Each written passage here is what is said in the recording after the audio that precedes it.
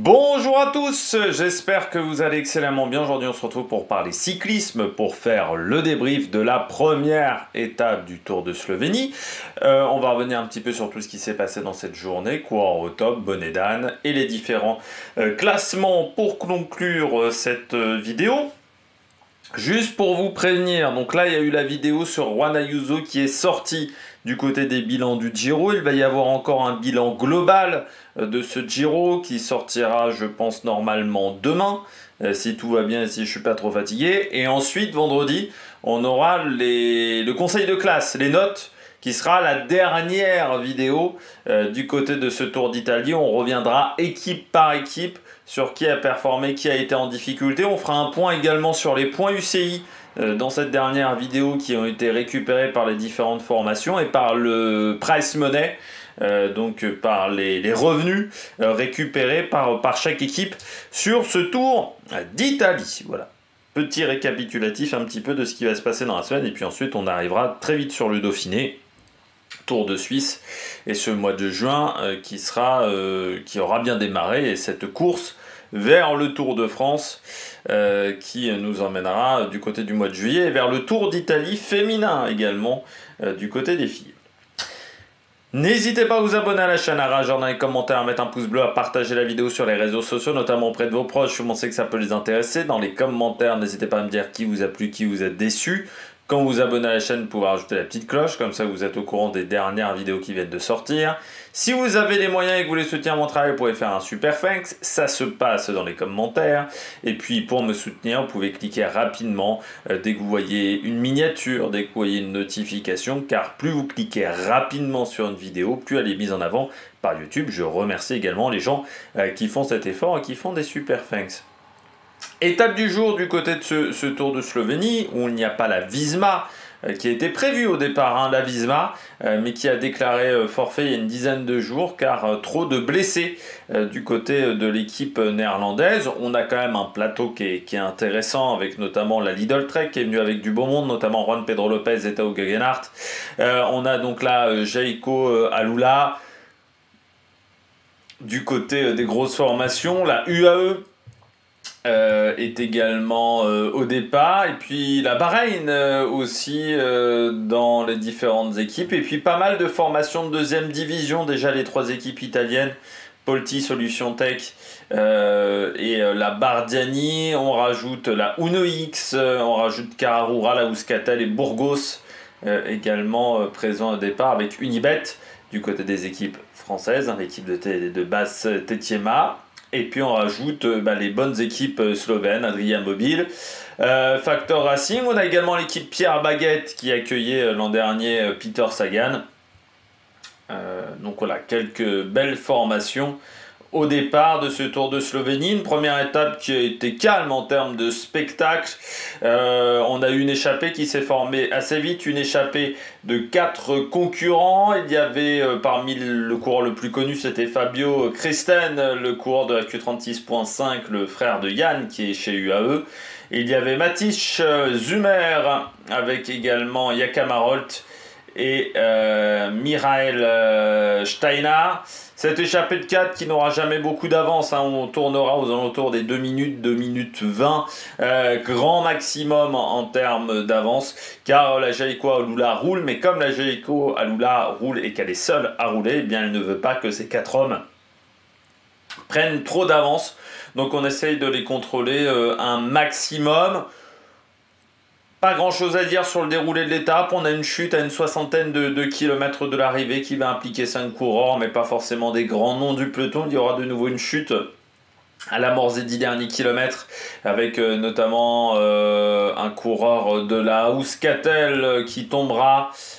C'était Aguirre qui est tombé, avec également un coureur de l'équipe Pierre Baguette. Et puis il y aura également la chute d'un coureur de la Bahreïn, de Victorious, qui va prendre un virage un petit peu trop vite et qui a failli emmener tous ses équipiers avec lui. Mais heureusement, on a bien rectifié le tir autour de Phil Bauhaus. On arrive dans le final. La Jayco contrôle plutôt cet emballage final. jusqu'à l'amorce du dernier kilomètre. Ensuite, c'est la Lidl Trek qui arrive à remettre du monde et la Bahreïn.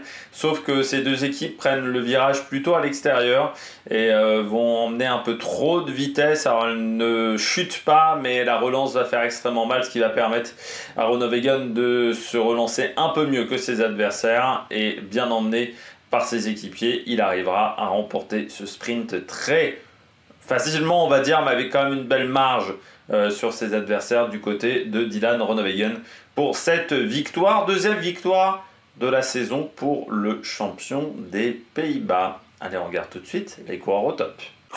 Attaque de Marlou! Du côté des coureurs au top, bien entendu, le vainqueur du jour, Dylan Groenewegen. Très costaud Groenewegen quand même aujourd'hui. Alors déjà très costaud son équipe parce que la Jayco n'a quasiment pas été aidée de la journée. C'est vrai que moi j'ai commencé à prendre en main à 60 bornes au moment de la chute, à 60 km de l'arrivée, mais de ce que j'écoutais de Nicolas Fritsch notamment, au niveau des commentaires, je crois que c'était Antoine Besson, qui disait bon bah en gros ils n'ont pas été aidés même déjà avant. Et c'est vrai que moi sur les 60 derniers kilomètres c'est surtout la Jayco Alula qui a roulé, à part un court moment où la Bahreïn s'est mis devant, mais ensuite a raté un virage, donc à l'amorce c'était un petit peu après les 10 derniers kilomètres. Un Groenewegen qui a très bien, je trouve, géré son sprint. Pourtant, il aurait pu se faire avoir parce qu'il y a un moment du côté de UAE, on a inversé les. Enfin, on a voulu mettre Groenewegen dans le vent parce que Molano n'était pas tout de suite dans la roue de ses équipiers qui étaient les frères Oliveira. Et Groenewegen est obligé de prendre un peu de vent à ce moment-là, mais son équipier a bien fait le travail. Il n'y a vraiment pas eu de soucis du côté de ce sprint pour le coureur néerlandais, bien emmené. Ça va lui faire du bien parce que c'est vrai que cette première partie de saison n'avait pas forcément été exceptionnelle. Alors il avait remporté une étape du Tour de Hongrie. On sait que c'est des courses qu'il affectionne. C'est vrai que ça fait depuis 2-3 ans Groenewegen sur ses courses, les 2-1 par exemple, ou les 2-2, ou les Pro Series, il est extrêmement fort. Il enchaîne un peu les résultats sur ces épreuves-là. Mais le tout début de saison avait été vraiment très compliqué pour lui. Et puis même le Tour d'Hélas, où là, il n'avait pas forcément eu de grands résultats. Donc ça fait du bien de le revoir aux avant-postes. C'est vrai que son Tour de Hongrie était vraiment pas mal. Faut savoir que j'ai pas suivi la course. Du côté du Tour de Hongrie, ça s'est bien passé. Et là, donc, il enchaîne Tour de Slovénie. Il va ensuite courir en Belgique sur la Elfsteden Ronde de Bruges. Et puis, il fera cette nouvelle épreuve World Tour, la Copenhague Sprint, qui sera une course qui aura lieu le 22 juin du côté de la Copenhague Sprint, qui sera une nouvelle épreuve World Tour. Une épreuve qui sera plate mais longue, 235 km, et réservée aux différents sprinteurs. Il y aura du beau monde normalement, on nous indique Pedersen, Koy, Groenewegen notamment au départ. Donc je pense qu'on devrait voir un très très beau sprint à l'arrivée de cette épreuve, et ça pourrait permettre à certaines équipes de marquer des très gros points. Mais c'est vrai que pour Dylan Groenewegen, c'est un bon résultat après une période qui a été un petit peu plus compliquée. Et ça va peut-être le lancer à la perfection pour le Tour de France. Avec l'an dernier, ça avait été un petit peu pareil. Groenewegen, il avait réussi à se relancer très bien à partir de mai. Il n'avait pas remporté d'étape sur le Tour de Hongrie, mais il y avait peut-être un peu plus de densité au départ. Il avait remporté cette première étape du Tour de Slovénie. Derrière, champion des Pays-Bas, et il avait gagné l'étape de Dijon. Donc le début de course va pas être simple. Enfin, la première étape va pas lui convenir à Dylan Groenewegen, mais il y a quand même des étapes très plates ensuite derrière. Je pense notamment à l'étape d'Amiens. Et là, ça peut totalement convenir aux qualités du Néerlandais. Et on voit que le train est plutôt en place pour le moment du côté de la Jayco Alula. Il y a des coureurs qui m'ont fait une belle... Enfin voilà, que j'ai bien aimé, notamment Besgeek, toujours là. Walscheid aussi, c'est du très costaud avec Renders. En sachant qu'en plus l'an dernier Walshide avait plutôt tendance à travailler pour Caleb Ewan, sauf que Caleb Ewan est parti, il a même pris sa retraite, et donc ça permet à Walshide désormais d'être autour de Dylan Groenewegen, et ça va être un ajout de poids pour les Néerlandais, parce qu'on sait que Max Walshide est un très bon coureur dans le rôle de poisson pilote. Deuxième coureur top et dernier coureur top, c'est Penhalver. Il aura des regrets, Penhalver, c'est sur son placement. Le coureur de la Polti visite Malta. Ça faisait depuis longtemps que j'avais pas vu Penhalver vraiment très bon. C'était surtout, je l'avais trouvé très bon chez Burgos, Manuel Penhalver, mais c'est vrai que chez Polti, il y est, je crois, depuis l'an dernier, hein, si je ne me trompe pas. Mais je ne l'avais pas trouvé exceptionnel l'an dernier. Pourtant, il y a eu des résultats en 2024, sur le Tour du Langkawi notamment. Mais il y avait, moi, sur les courses que j'avais vues de Penhalver, je ne l'avais pas trouvé exceptionnel. Mais je ne l'avais pas vu beaucoup au final, Penhalver sur la saison. Et là, c'est vrai que il a fait un bon résultat. Début de saison où il avait eu son meilleur résultat sur le Tour des Man avec une deuxième place. Avec pour le reste, sur la semaine internationale Coppi et Bartali, ça avait été compliqué. Sur le Tour de Turquie, seulement une 9e place. Tour de Hongrie assez loin. Donc il fallait se relancer, vraiment se rassurer du côté de Manuel Penhalver, même si l'objectif de Penhalver, c'est plutôt sur la deuxième partie de saison. Il va falloir marquer beaucoup de points pour la Polti, notamment du côté des courses en Chine, parce que cette équipe a besoin grandement de points, et de toute manière la Polti n'est pas invitée sur la Vuelta, donc c'est pas cette année qu'il ira faire un nouveau grand tour. Mais du côté de Manuel Penhalver, il y avait besoin de se rattraper. Alors c'est dommage parce que l'équipe fait un bon boulot, je dirais, dans l'approche du sprint, c'est-à-dire à 5-4 km de l'arrivée, ils sont plutôt bien positionnés, mais dans les 2 derniers kilomètres, ils disparaissent. Et Penhalver, à l'approche du dernier kilomètre, il est pas forcément très bien placé. Alors, il a décidé, lui, de prendre le virage totalement à l'extérieur, mais forcément sur le sprint, il se retrouve complètement le long des balustrades, donc il est un petit peu gêné par les poissons pilotes qui s'écartent, notamment un des frères Oliveira. Ça lui coûte du temps, mais il fait une fin de sprint vraiment extrêmement costaud parce qu'il revient fort sur Groenewegen. C'est ce qui lui permet même de prendre cette 3e place. Mais c'est frustrant parce que s'il avait été mieux positionné à 500 mètres de l'arrivée, qui était l'endroit de ce dernier virage, de l'avant-dernier virage, pardon, forcément ça aurait été beaucoup plus simple pour Manuel Penhalver, et il aurait peut-être pu aller chercher la victoire, parce que vraiment sur la dernière partie de son sprint, c'est très très costaud ce qu'a réalisé le coureur espagnol, mais il aurait fallu être bien positionné, parce que quand il entame son sprint, il est au-delà de la 10e place. Alors même si la densité au départ de ce Tour de Slovénie n'est pas celle d'un sprint d'un grand tour, en démarrant 10e, il faut un miracle ensuite pour aller chercher la victoire, surtout face à Dylan Groenewegen ou un fil Bauhaus. Donc c'était trop compliqué du côté de Manuel Penhalver. Allez, on regarde tout de suite les bonnes et dames. On attaque les bonnes et dames du jour. Je commence avec Radjovic, le coureur de la team Solution Tech. Alors qu'il y a une mouche qui a voulu aller devant la webcam. Radjovic, ouais, c'est 16e aujourd'hui, Radjovic. Alors je veux bien que ça soit pas un crack, Radjovic, mais c'est quand même un coureur qui, me semble-t-il, à une époque, notamment lors de son année à la Coratec, ou même au tout début chez Bahreïn, était capable sur ce type de sprint là, avec encore une fois une opposition qui reste assez modeste, capable d'aller prendre un top 10. Donc là, seulement 16e, quand on regarde en plus le top 10 de cette étape, on a quand même un coureur, on a Erzen qui est un équipier chez Bahreïn, Lowland, mais on ne peut pas dire chez Onoix, on est bien mené sa barque. Et on a Colnaghi et un coureur de Adria Mobile. Donc je pense qu'il y avait de la place pour Dusan Radjovic. Je voulais voir ses résultats depuis le début de saison, parce que comme maintenant il est chez Solution Tech, c'est quand même une équipe qu'on voit assez peu. Mais il était plutôt en confiance parce qu'il a été bon sur le Tour du Japon et sur le Tour de Kumano, également la Belgrade, Bandia Luka, où il a réussi à obtenir des résultats, une victoire sur le Tour des Man, aussi du côté de Radjovic. Donc je me disais, sur une épreuve comme ça, Pro Series, mais où, il faut bien le dire, l'opposition n'est peut-être pas forcément la meilleure.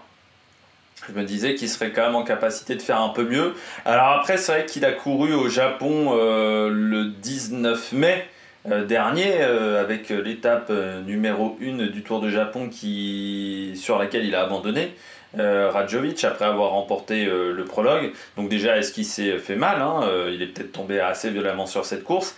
Mais surtout le décalage horaire. Hein. C'est vrai que Japon-Slovénie en moins de 10 jours, ça peut être difficile à gérer. Donc ça a peut-être été compliqué pour Radjovic, peut-être que ça ira mieux sur les différentes étapes.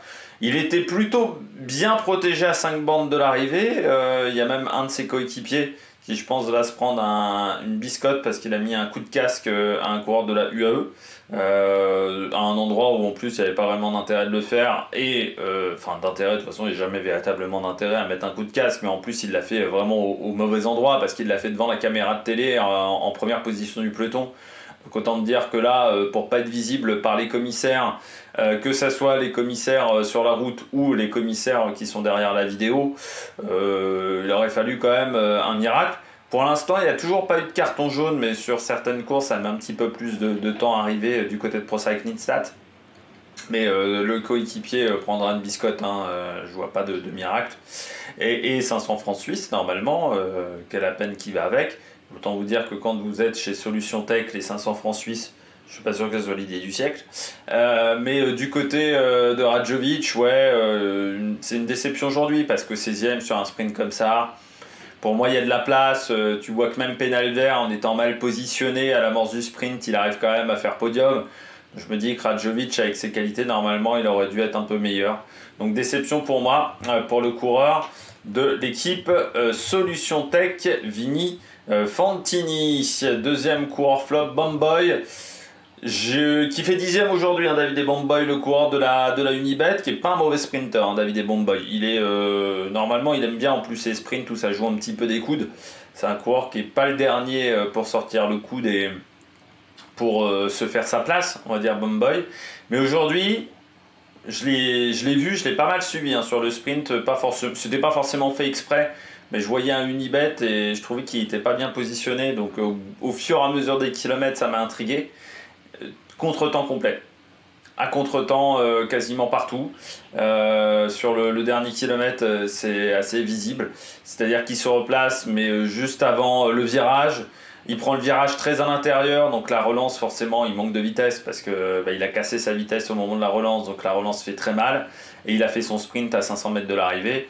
Et de toute manière, là où il était positionné, c'était compliqué. Dommage, voilà, du côté de David Bomboy, mais il aurait fallu qu'il y ait un peu plus d'équipiers autour de lui, parce que c'est vrai qu'on n'a pas beaucoup vu le maillot de la Unibet. Et c'est dommage, parce que je pense que ça aurait pu être une journée intéressante pour cette formation. Ils auraient pu, pourquoi pas, faire top 5 aujourd'hui du côté de la Unibet. Mais voilà, Bomboy, jamais véritablement dans le bon timing. Le sprint, c'est quand même une question d'organisation et c'est une question de placement. Si tu fais ton effort trop tôt, t'es mort. Et ben là, du côté de Bomboy, il fait pas son effort au bon moment. Et forcément, ensuite, derrière, c'est compliqué de se relancer ou c'est compliqué de garder de l'énergie pour pouvoir faire une relance, pour pouvoir faire un deuxième effort, avoir un second souffle. C'est très compliqué sur un sprint. Et là, ça ne l'a pas fait pour le coureur belge. Et puis je termine avec un dernier coureur, c'est Molano. Ouais, c'est dommage parce que quand tu vois le travail que font les frères Oliveira, ils étaient bien positionnés. Sauf qu'ils n'avaient pas Molano dans la roue. Molano n'était pas du tout, collé dans leur roue. Et c'est dommage parce que vu comment ils étaient dans le final, les frères Oliveira, il y avait vraiment de quoi faire. C'est-à-dire du côté de la UAE, quand vous voyez le travail d'Ivo Oliveira, de Rui Oliveira, là où ils sont positionnés, normalement Molano, il doit être dans la suite, il doit être dans leur roue. Sauf que il est de 3-4 mecs derrière. 3-4 mètres derrière, forcément quand tes frères Oliveira s'écartent, ils se retrouvent en difficulté. Je sais même pas s'il n'a pas été gêné au final par Rui Oliveira qui s'écarte, qui a gêné un petit peu Penalver, s'il n'a pas non plus gêné un petit peu Molano dans l'affaire. Mais c'est dommage parce que là aussi il y a de la frustration pour Molano, parce que là aujourd'hui il fait 5 sans utiliser du tout son train. Alors tu te dis, s'il avait été en capacité d'utiliser les frères Oliveira, il était peut-être en capacité de finir au niveau de Bilbao House, voire mieux. Parce que il finit plutôt bien son sprint aussi, alors pas aussi fort que Penalver, mais il finit quand même de manière intéressante son sprint, sauf qu'il perd tellement d'énergie auparavant à se bagarrer pour aller prendre la bonne roue, alors que la bonne roue il l'avait normalement avec les frères Oliveira. Là c'est aussi un raté du côté de Juan Sebastian Molano. On va regarder tout de suite les différents classements du côté de cette première étape de ce Tour de Slovénie. Le vainqueur du jour, c'est donc Dylan Groenewegen, le champion des Pays-Bas, qui s'impose devant Phil Bauhaus, Peñalver, Teutenberg, Molano, Colnaghi, Finksi. Le coureur de l'Adria Mobile, Lolland, Erksen et Bamboy qui prend la 10e place. Du côté du classement, on a un abandon aujourd'hui. C'est Erenio, coureur de la Bardiani, jeune coureur de l'équipe Bardiani. Du côté du général, eh bien c'est le même classement. La seule différence, c'est que Fabio Christen est à 1 seconde parce que sur cette course, il y a 3 sprints bonification. Bauhaus est 3e devant Penalver, Zumer, Morgado, Barcelo, Teutenberg, Molano, c'est bien. Morgado a déjà pris des secondes de bonification du côté de la UAE. Le classement de meilleur sprinter est dominé par Dylan Groenewegen devant Bauhaus, Penalver et Fabio Christen. Le classement de la montagne est pour le moment dominé, est mené plutôt par Fabio Christen avec 6 points contre 4 pour Marolt et 2 pour Stannard. Stajnar plutôt. Le maillot blanc emmené par Morgado devant Erksen, Bradac, Darder et Gošković, qui sont des coureurs, notamment Gošković de l'équipe de Pogačar. Et puis le classement par équipe pour le moment emmené par la UAE devant la Cararual, la Unibet, la Bahreïn, la Lidl Trek. Mais vous voyez que toutes les équipes sont pour le moment dans le même temps. Il n'y a pas eu de différence pour le moment dans ce classement. On peut regarder l'étape de demain rapidement. On ira du côté de Rogaška, Slatina. Il y aura une côte au programme à la moitié de la journée. Sinon, ça sera encore une journée assez plate. 2000 mètres de dénivelé positif. La côte, elle est un petit peu avant la mi-journée. Il y aura quelques bosses dans le final. Un sprint en léger faux plat montant. Voilà, du côté de Rogaška, on passera 2 fois sur la ligne d'arrivée. La deuxième fois, ça sera donc le moment pour savoir qui sera le vainqueur de cette étape. Et vous voyez, un petit faux plat montant et une petite rampe également entre 3 et 2 km et demi de l'arrivée, la montée de deuxième catégorie qui reste quand même assez roulante et qui surtout est bien trop loin de l'arrivée pour pouvoir causer des différences sur cette deuxième étape du Tour de Slovénie. Eh bien, j'espère que vous avez aimé cette vidéo. N'hésitez pas à vous abonner à la chaîne, à réagir dans les commentaires, à mettre un pouce bleu. Et puis nous, on se retrouve pour de nouvelles aventures sur Amérique Production. Ciao, ciao!